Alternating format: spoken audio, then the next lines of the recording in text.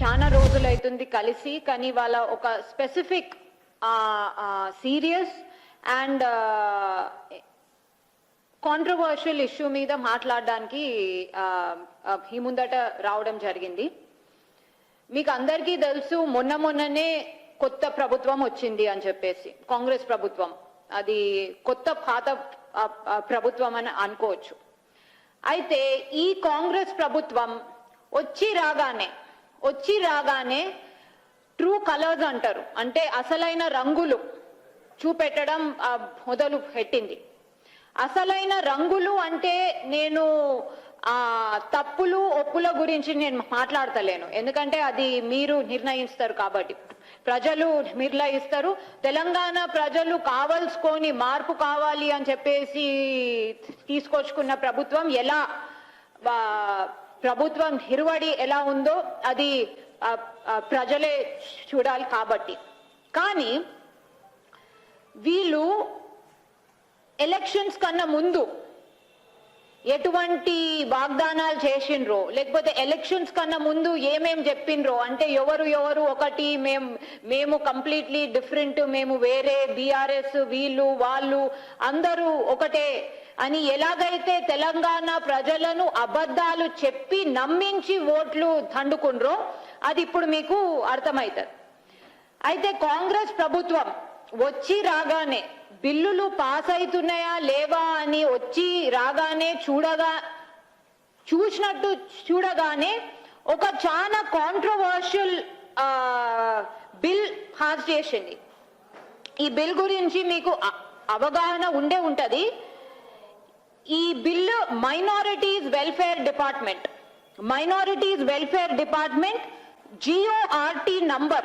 GORT number 123. This GO is from 13th December 2023. ఈ bill నేను minorities welfare department నుంచి grant expenditure దాని గురించి ప్రాబ్లం అనుకుంటున్నారేమో మీరు. భారతీయ జనతా పార్టీ ఎప్పుడు మైనారిటీస్ గురించే మాట్లాడతాను, లేదండి, అస్సలకే కాదు. ఇది స్పెషల్లీ ఎందుకు దీని గురించి మాట్లాడవలసి వస్తుందంటే, because it is dangerous to the welfare of Telangana and probably to the country. నేను ఒకసారి మీకు ఈ బిల్లు చదివి చూపెడతాను. In reference read above, the district collector Vikarabad has submitted proposals for sanction of an amount of 2,45,93,547 rupees for certain public requirements in connection with statewide Ijtema, Islamic congregation organized by Tablighi Jamaat on 6, 7, 8 January 2024 at Niyamat Nagar, Harigi Mandal, Vikarabad. మీకు తబ్లీగీ జమాత్ అంటే ఏందో మీకు sudden గా గుర్తు రాకపోతే మీకు గుర్తు చేస్తాను. 2020లో కరోనా స్టార్ట్ అవుతుంది, ఒక కంటేజియస్ ఒక ఎపిడమిక్ స్టార్ట్ అవుతుంది అనే టైంకి, ఒక పాండమిక్ అయ్యే సిచ్యువేషన్ అనే టైంకి ఢిల్లీలో 2020లో జమాత్ ఒక సూపర్ స్ప్రెడర్ అయింది. అదంతా మీకు తెలిసి ఉంటది, లేకపోతే గుర్తుకు తెచ్చుకోండి. ఇదే తబ్లీగీ జమాత్. ఇక్కడ నేను కరోనా గురించి కూడా మాట్లాడతలేను, ఎందుకంటే ఇక్కడ ఆల్రెడీ స్టార్ట్ అయిపోతున్నాయి కాబట్టి కేసెస్. కానీ ఇక్కడ మోస్ట్ ఇంపార్టెంట్ పాయింట్ ఏంటంటే, ఇదే తబ్లీగీ జమాత్ వక్ఫ్ ద్వారా ఈ డబ్బులు కేటాయింపబడుతున్నాయి. కానీ ఇదే తబ్లీగీ జమాత్ ని సౌదీ అరేబియా అంటే ఇస్లాం జన్మస్థానం. ఇదే తబ్లీగీ జమాత్ ని సౌదీ అరేబియా, తుర్క్మెనిస్తాన్, రష్యా ఇలాంటి దేశాలలో, ఎస్పెషల్లీ సౌదీ అరేబియాలో బ్యాన్ చేయబడింది. తబ్లీగీ జమాత్ భారతదేశంలో ఒక 100 ఏళ్ల కింద స్టార్ట్ చేసిండ్రు. ఇప్పుడు ఉన్నలేని దేశాలలో మొత్తము వీళ్ళు వెళ్ళిపోయినరు అన్నమాట. కానీ Saudi Arabia, the seat of Islam, Islam జన్మస్థలం ఇదే తబ్లీగీ జమాత్ ని బ్యాన్ చేసిండ్రు. ఎందుకు? వీళ్ళు ఇస్లాం గురించి నేర్పడము, లేకపోతే ఇస్లాం నుంచి దూరం వెళ్ళిన వాళ్ళను వాపస్ తీసుకురావడమే కాకుండా 2 కారణాలు. కన్వర్జన్ అంటే illegal forceful conversion, and most importantly Tablighi Jamaat అనేది టెర్రరిజం కి కూడా ఇనిషియేషన్ అవుతుంది అని చెప్పేసి, టెర్రరిజం ని కూడా ప్రోద్బలిస్తుంది, టెర్రరిజం ని కూడా ఇనిషియేషన్ చేస్తుంది. వాళ్ళకు ప్రాపర్ ఇంటెలిజెన్స్ ఉన్నది. అందుకనే ఇస్లాం జన్మస్థలం అయినప్పటికీ తబ్లీగీ జమాత్ చెప్పుకోవడానికి ఇస్లాం మతం గురించి ప్రచారం చేయటమైనా, లేకపోతే ఇస్లాం నుంచి దూరం వెళ్ళిన వాళ్ళను కన్జర్వేటివ్ ఇస్లాం కి వాపస్ తీసుకురావడమైనా, వీళ్ళ ఎక్స్టర్నల్ మేనిఫెస్టేషన్ అంటారు, అంటే బాహరీ ఇనిషియేషన్ అయినా వీళ్ళు టెర్రరిజం ని కూడా, ఈ కన్జర్వేటివ్ ఇస్లాం ద్వారా టెర్రరిజం ని కూడా ప్రోద్బలిస్తున్నారని సౌదీ అరేబియానే బ్యాన్ చేసింది. అటువంటి తబ్లీగీ జమాత్ కి ఎటువంటి రీసెర్చ్, ఎటువంటి బ్యాక్గ్రౌండ్ చెక్, అంటే వాళ్ళు ఒక సీట్ ఆఫ్ ఇస్లాం, ఒక దేశం అంటే ఇస్లాం జన్మస్థలం, ప్రపంచ దేశాలలో ఇస్లాం జన్మస్థలం ఎక్కడంటే సౌదీ అరేబియా అంటారు. సౌదీ అరేబియా లాంటి దేశంలో ఎందుకు బ్యాన్ చేశారు, ఏమని బ్యాన్ చేశారు, వాళ్ళకున్న ఇంటెలిజెన్స్ ఏంది, వాళ్ళకున్న ఇన్ఫర్మేషన్ అధికారికంగానైనా అనాధికారికంగానైనా వాళ్ళకున్న ఇన్ఫర్మేషన్ ఏంది అని ఎటువంటి రీసెర్చ్ లేకుండా, ఏమి తెలుసుకోకుండా గుడ్డిగా తబ్లీగీ జమాత్ కాంగ్రిగేషన్ మళ్ళీ జనవరి 6th, 7th, 8th అంటే 2020లో ఢిల్లీలో ఎలాగైతే వేలాది మంది, ప్రపంచం నుంచి వేలాది మంది ఎలా వచ్చిండ్రో, జనవరి 6th, 7th, 8th వేలాది మంది, ప్రపంచ వ్యాప్తంగా వేలాది మంది వచ్చేటట్టు, పరిగి వికారాబాద్ మీద వచ్చేటట్టు, అండ్ వాళ్లకు 3 కోట్ల వ్యాయం, వక్ఫ్ ద్వారా 3 కోట్ల వ్యాయం ఇచ్చి వాళ్ళనంతా చూసుకోండి. అంటే మొత్తం almost it is a congregation కి మాత్రమే కాకుండా మొత్తము it is like a serious and detailed initiation of money. దేనికి తెలుసా? Mission Bhagiratha for providing water and construction of some 85 lakhs, laying of pipe line, అంటే ఇవంతా టెంపరరీ కాదు, permanent. Laying of pipe line from ponds to utility area 68 lakhs. Panchayat Raj engineering department formation of roads and parking area 40 lakhs. Electricity department providing power and erecting transformers for uninterrupted power supply 48,35,847 rupees. Sanction maintenance with workers, tractor trolleys, dislodging vehicles 4,58,000 crores. ఇదంతా 3 కోట్లు permanent infrastructure facility for a congregation. నేను ఇక్కడ మళ్ళీ చెప్తున్నాను, ఎందుకంటే first మీరు ఇస్లాంకి విరుద్ధము, మీరు ఇది మీరు అది అంటున్నారు. లేదు, ఇస్లాంకి విరుద్ధం కాదు.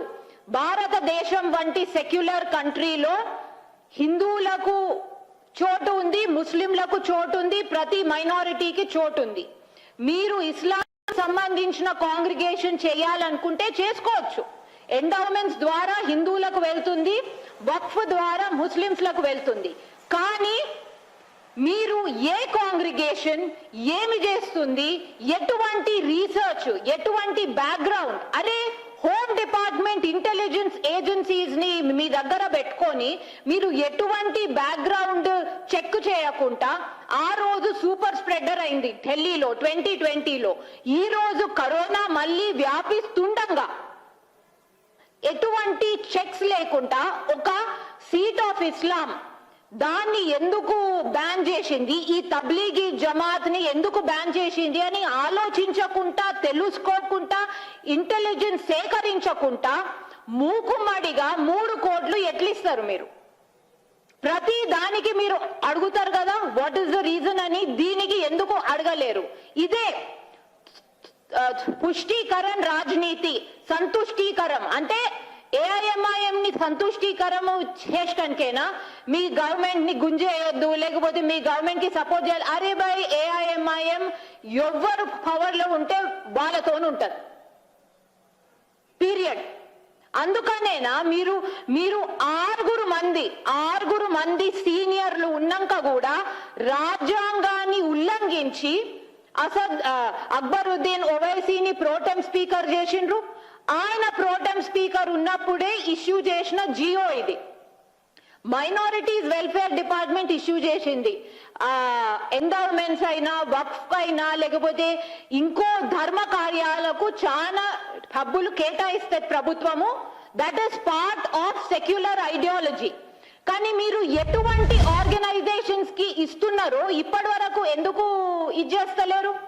రేవంత్ రెడ్డి ఇట్లా విచ్చలవిడిగా ఖర్చు పెట్టడాన్ని ఏమంటాడు? ఎందుకంటే ఇవాళ అసెంబ్లీలో ఏదో వైట్ పేపర్స్ సబ్మిట్ చేసిండ్రు. మనకు వచ్చిన రాబడికి ఇంకా మన ఖర్చులకు మోర్ దెన్ 20% డిఫరెన్స్ ఉంది అని క్లియర్ గా ఆ వైట్ పేపర్ లో రాసిండు. మన డెప్స్ 5 లక్షల కోట్లు కాదు, 6,71,00,000 కోట్లు, 6,71,000 కోట్ల దాకా ఉన్నది అని క్లియర్ గా వైట్ పేపర్ లో ఇచ్చినప్పుడు మీరు ఏ ప్రాతిపదికన ఇష్టారాహిత్యంగా ఇష్టం వచ్చినట్టు ఒక టెర్రరిస్ట్ ఆర్గనైజేషనా, లేకపోతే ఒక టెర్రర్ స్పాన్సర్ చేసే ఆర్గనైజేషనా, లేకపోతే ఇనిషియేషన్ ఇచ్చే ఆర్గనైజేషనా, మీరు మీ బ్యాక్గ్రౌండ్ చేసుకోకుండా మీరు తెలంగాణను ఒక హోమ్ డిపార్ట్మెంట్ యూజ్ లేకుండా, ఒక ఏజెన్సీస్ యూజ్ లేకుండా, వాళ్ళు చెప్పింది కూడా వినకుండా మీరు ఎట్లా ఫండింగ్ ఇస్తారు? భారతదేశంలో సెక్యులరిజం అంటే ఇదేనా? భారతదేశంలో టెర్రరిజం కి zero tolerance. We follow a zero tolerance policy for terrorism. Revanth Reddy, Congress party ఈ టుకడే గ్యాంగ్ అనేది ఏమి చేయాలనుకుంటున్నారు? తెలంగాణని ఏం చేయాలనుకుంటున్నారు? అది చెప్పాలి. ఇమ్మీడియట్ గా భారతీయ జనతా పార్టీ తరఫున ఇమ్మీడియట్ గా ఈ ఇష్యూ చేసిన ఎక్స్పెండిచర్ ని వాపస్ తీసుకొని ఫస్ట్ ఈ ఆర్గనైజేషన్ మూలాలను రీసెర్చ్ చేసి, అనాలిసిస్ చేసి, మీ ఏజెన్సీల ద్వారా వాళ్ళను కంప్లీట్ గా ఇన్వెస్టిగేట్ చేసిన తర్వాత మీరు ఇయ్యాలనుకుంటే ఇచ్చుకోండి. కానీ దానికన్నా ముందు ఒక దేశం అంటే కొన్ని దేశాలు ఈ ఆర్గనైజేషన్ మీద ఎందుకు బ్యాన్ విధించాయి, ఇన్నేళ్ల తర్వాత ఎందుకు బ్యాన్ విధించాయి? Terror, gate of terror, that is the word used by Saudi Arabia. Tablighi Jamaat is a gateway for terror. That is the language used.